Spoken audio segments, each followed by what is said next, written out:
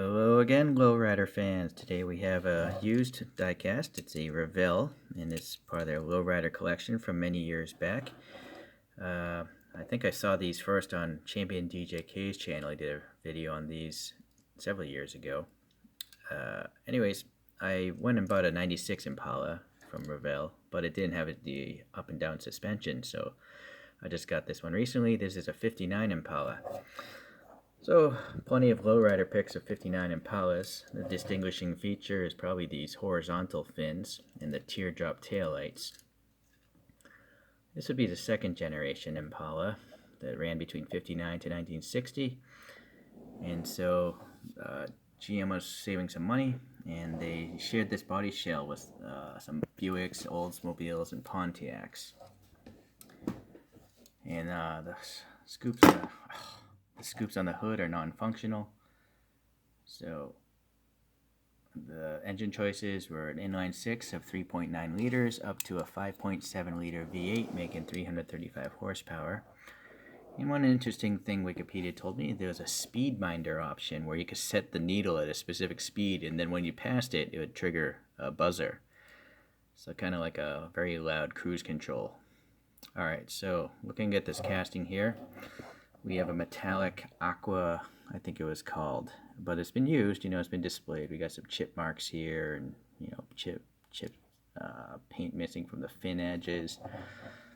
So got to deal with that. No big deal though. Nice little striping. I don't know what you would call those, tribal stripes maybe, but they're like a chartreuse, kind of like a green or something. The door handles are sticking out a little bit. And then originally there was some silver paint going along all these edges. The nice wheels, they look like Dayton's. They have a white wall tire printing, and the white wall is actually round, or maybe that's the wheel. You know what? Maybe I'm touching the wheel and that's painted white. And then it just has a tiny black rubber band of a tire. Let me see here.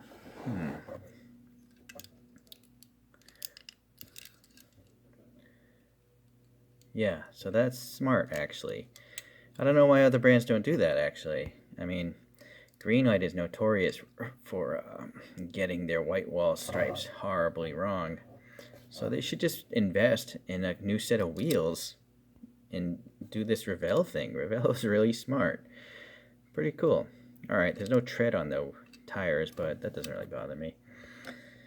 Going to the front, we have a big chromed plastic grille and bumper, and there's molded details for the recesses, but no black paint.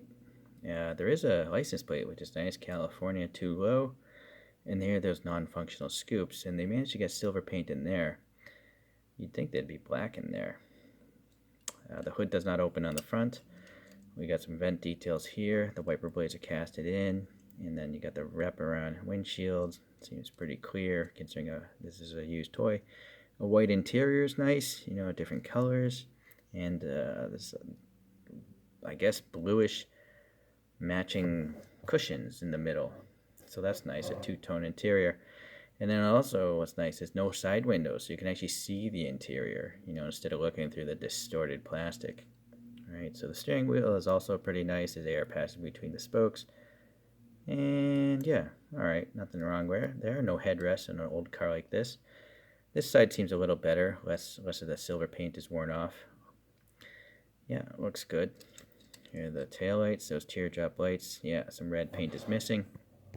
Well, I might have to touch that up later. License plate looks great again. And then the chrome separate bumper is made of plastic. And then these fins. And now we have the indication of the trunk opening here. And it is really thin metal. That's a really thin trunk or panel. And then on the top it's got nice silver, and again more of this tribal stuff going on, and all the window chrome is all silver. I don't know what this would be. There's no third brake lights back in 1959, so anyone leave a comment if you know. And then it's nice that there's a funky little motif on the back glass. Alright, so back to this thing. So these are all the hydraulics, to keep this thing jumping up and down. Whatever. They're kind of lame looking, but, ugh. Man. So this is why I don't like opening panels. Man, So this Impala is in a crash. Luckily, it can be centered. But even centered, I mean, that's a massive, massive panel gap. Okay, so on the bottom, oh, what's nice is they're screwed together. So if for some reason you want to maybe swap out the wheels or possibly repaint that interior, you can go and do that pretty easily. It's a plastic base, molded details, whatever. So the suspension, let's see, I think the back one might be down already.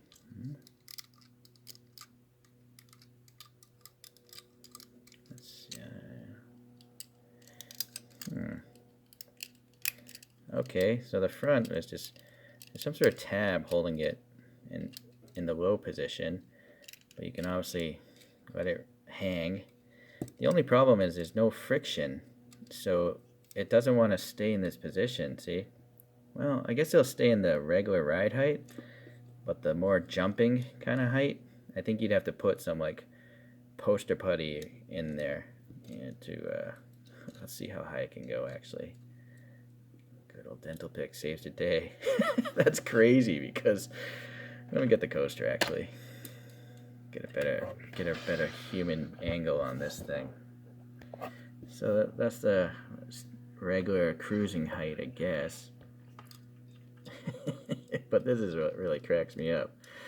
Like the tires are totally like almost outside of the fender, like past the opening for the wheel opening there. So that's pretty funny. So the question is, what about the rear? Is this, oh, yep, same thing. There's like a little notch that holds it in place and then it pops out. So look at that. That's crazy how much far away they go from the wheel opening. So yeah, I guess it's, if you did have like some poster putty in there, it's like, this is funny, man. Oh, can you actually angle? No, you can't do that, unfortunately. It's not like a, I know Hot Wheels has the ball system.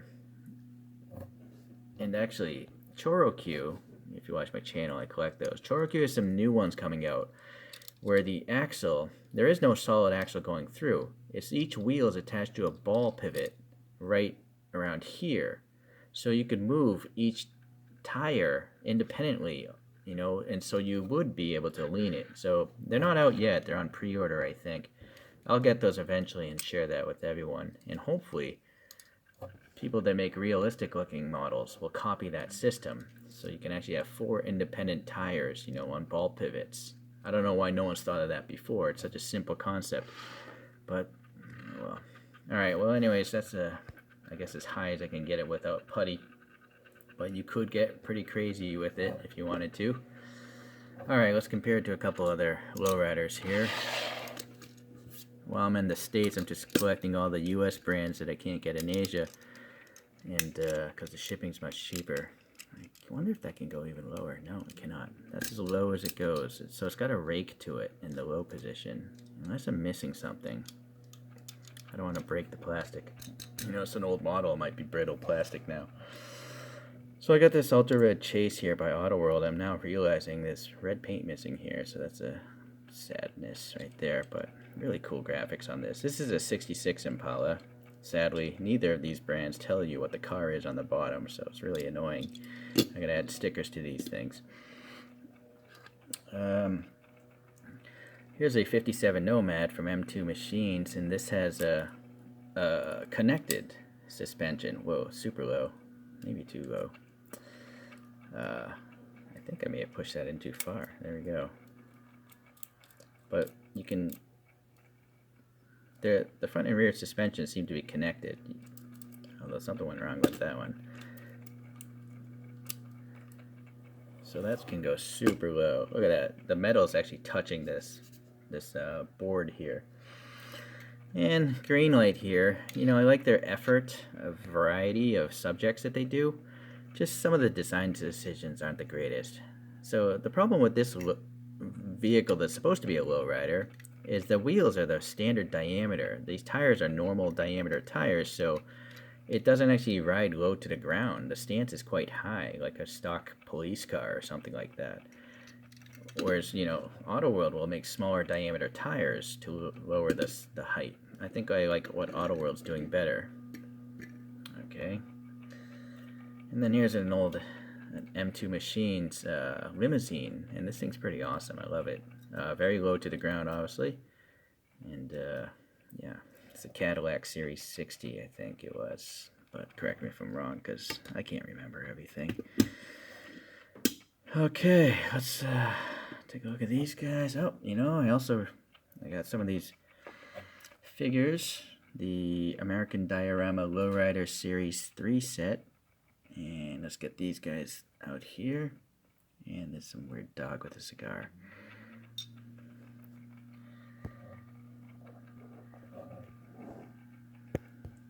There we go. A quick little diorama. Some scales. Yeah, they all look... I believe this was too small, if I recall my review of that one. Because I didn't know about M2 Machines, so I actually measured it.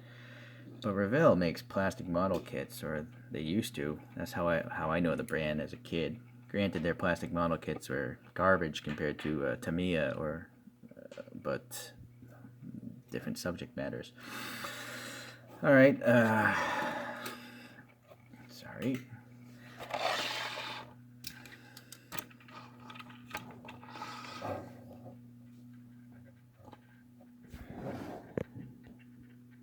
Alright, well, I do like these Revells. I only wish, you know, they were cheaper on eBay, but of course, these are old now. I'm gonna guess this model must be at least 10 years old, if not 20. So, brand new in package. Some of these things are going for crazy prices, and what's more disturbing is I see people buying them. So, man. But I guess, again, this is a hobby. No one needs any of this stuff. So, if it makes you happy, spend whatever you want. You know, but everyone has their own thresholds, so I try to keep my purchases on the lower side, so I won't get all of the castings, even though I'm here in the States. I appreciate you guys watching today, and I guess I'll see you in the next lowrider video, minus that thing. All right, stay low, stay easy.